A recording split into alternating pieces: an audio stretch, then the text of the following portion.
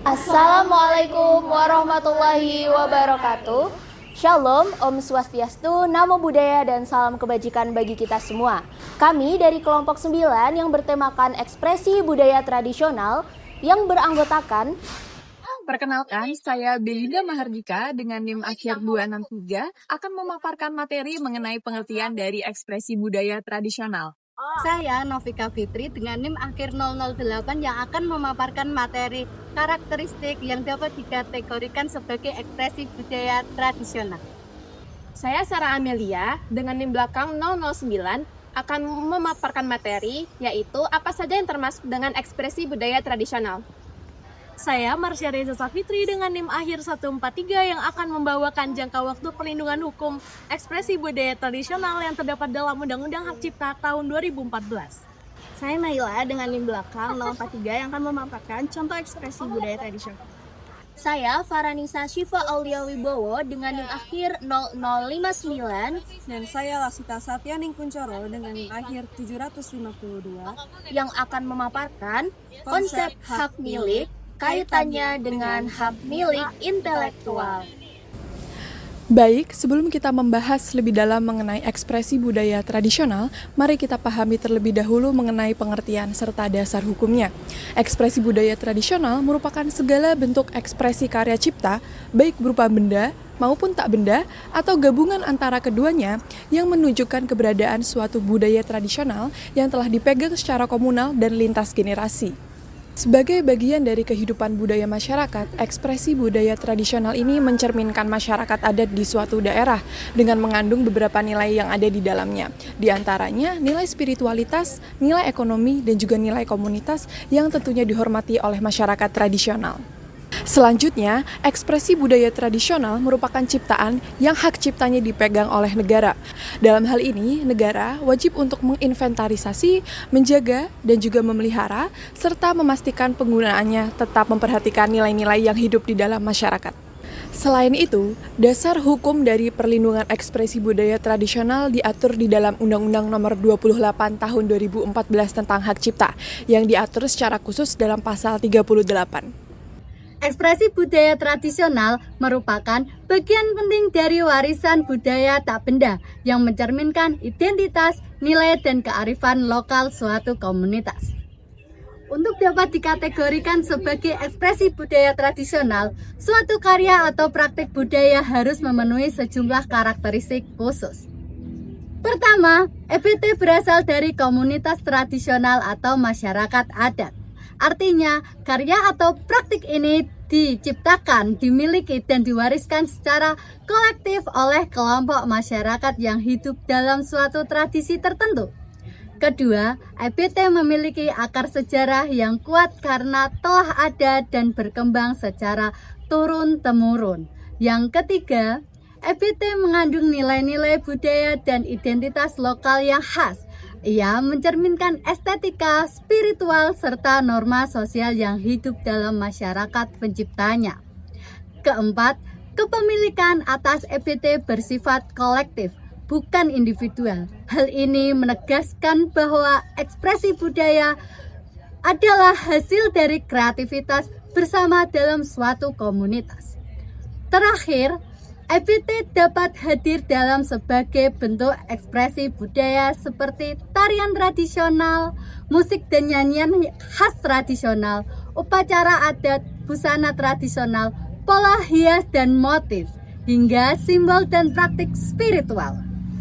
Melalui karakteristik tersebut, ekspresi budaya tradisional menjadi fondasi dalam membangun identitas budaya bangsa, serta patut dilestarikan sebagai bagian dari kekayaan budaya yang tak ternilai. Ekspresi budaya tradisional memiliki berbagai macam ragam di dalamnya. Nah, apa aja sih yang termasuk dengan ekspresi budaya tradisional? Yang pertama yaitu musik dan tarian. Musik dan tarian merupakan bagian dari ekspresi budaya tradisional.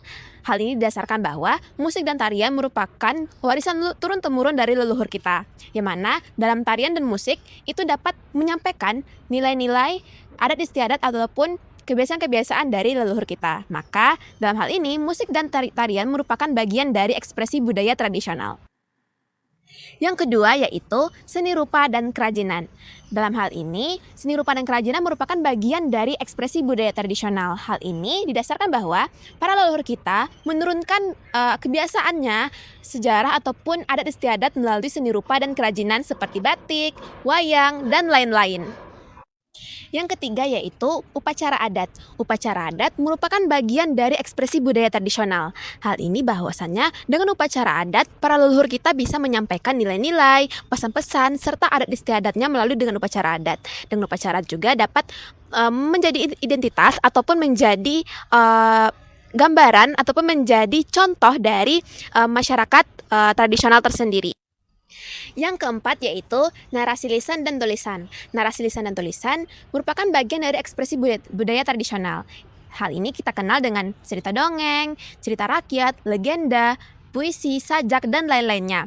Hal ini dapat dapat menyampaikan pesan-pesan, nilai-nilai, serta kebudayaan-kebudayaan dari leluhur kita yang akan diteruskan ke generasi yang akan datang. Yang kelima yaitu arsitektur tradisional. Arsitektur tradisional merupakan bagian dari ekspresi budaya tradisional yang mana para leluhur kita dahulunya menyampaikan nilai-nilai serta pesan-pesan melalui bentuk bangunan serta dari segi ukiran, corak, dan lain-lainnya. Dalam hal ini arsitektur tradisional dapat menjadi turun-temurun diturun-temurunkan kepada generasi yang akan datang. Yang keenam yaitu pakaian adat. Pakaian adat dapat menjadi bagian dari ekspresi budaya tradisional. Hal ini bahwasannya pakaian adat dapat menjadi suatu ciri khas ataupun identitas dari suatu kebudayaan masyarakat tradisional yang nantinya akan diturun-temurkan kepada generasi yang akan datang. Yang ketujuh yaitu seni pertunjukan. Seni pertunjukan merupakan bagian dari ekspresi budaya tradisional. Hal ini didasarkan bahwa seni pertunjukan dapat menjadi media ataupun sarana bagi para leluhur kita dahulunya untuk menyampaikan nilai-nilai serta pesan-pesan yang akan diturunkan kepada generasi yang akan datang. Pembahasan selanjutnya adalah jangka waktu perlindungan hukum ekspresi budaya tradisional. Undang-undang hak cipta di negara manapun selalu terkait dengan jangka waktu yang diberikan terhadap karya-karya ciptaan. Dalam Undang-Undang Hak Cipta tahun 2014, jangka waktu perlindungan untuk ciptaan yang merupakan hasil modifikasi dan kompilasi ekspresi budaya tradisional sebagaimana diatur dalam pasal 59 huruf C dan juga H Undang-Undang Hak Cipta tahun 2014 adalah 50 tahun sejak pertama kali dilakukan pengumuman. Khusus hak cipta atas ekspresi budaya tradisional yang dipegang oleh negara berdasarkan pasal 60 ayat 1 Undang-Undang Hak Cipta tahun 2014 berlaku tanpa batas waktu. Walaupun demikian, ekspresi budaya seringkali mengandung pengetahuan kultural dan juga spiritual yang berhubungan erat dengan sejarah komunitas tersebut, para leluhur, dan identitas kultural. Karya-karya tersebut seringkali dipandang penting bagi identitas kelompok dan tradisi yang terus berlanjut, serta komunitas bisa berargumentasi bahwa karya-karya tersebut tidak seharusnya dibawa ke wilayah publik di mana setiap orang bebas menggunakan sekehendak mereka. Dan di Indonesia itu ada beberapa contoh ekspresi budaya tradisional yang mencakup berbagai bentuk seperti verbal tekstual, terus ada musik, ada gerak seperti tarian, teater seperti sandiwara rakyat dan pertunjukan wayang. Kemudian yang terakhir ada seni rupa 2 dimensi dan 3 dimensi yang bisa berbentuk seperti logam, kayu, bambu, tekstil dan lain sebagainya. Dan yang terakhir ada upacara adat. Adapun beberapa contoh lain yang spesifik, itu ada kain ulas dari suku Batak Toba yang merupakan ekspresi budaya tradisional berupa kain tenun yang dibuat secara turun-temurun dan memiliki makna simbolik dalam kehidupan masyarakat Batak. Kemudian terdapat pakaian pengantin Paksian Pangkal Pinang dari kota Pangkal Pinang, Bangka Belitung, memarong dari Kabupaten Bangka, perang ketupat dari Kabupaten Bangka Barat, nuju jerami dari Kabupaten Bangka Tengah. Konsep hak milik dalam hukum perdata tercantum dalam pasal 570 Kitab Undang-Undang Hukum Perdata yang menjelaskan adanya suatu hak untuk menikmati suatu benda secara bebas selama tidak bertentangan dengan undang-undang dan hak orang lain. Jenis hak milik meliputi hak milik individual, hak milik komunal, dan hak milik negara. Baik, Selanjutnya memasuki ekspresi budaya tradisional yang selanjutnya kami sebut dengan IDP, memiliki beberapa karakteristik. Yang pertama adalah bersifat komunal, kemudian tidak diketahui siapa pencipta awalnya, kemudian diturunkan secara turun-temurun, dan tidak memiliki batas waktu kepemilikannya. Untuk konsep hak milik dengan hak milik intelektual sendiri dalam IDP di beberapa negara termasuk di Indonesia telah diakui. Artinya, IDP ini dianggap sebagai milik kolektif dalam masyarakat. Nah, dalam masyarakat adat sendiri tentunya dapat dimanfaatkan dan adanya pengakuan moral budaya dan juga perlindungan hukum. Sebagaimana dalam dasar hukumnya yakni Undang-Undang Nomor 28 Tahun 2014 tentang hak cipta dalam pasal 38 sampai dengan pasal 40 yang mengatur perlindungan terhadap IDP. Dari kelompok kami, Mohon maaf apabila ada kesalahan. Wassalamualaikum warahmatullahi wabarakatuh.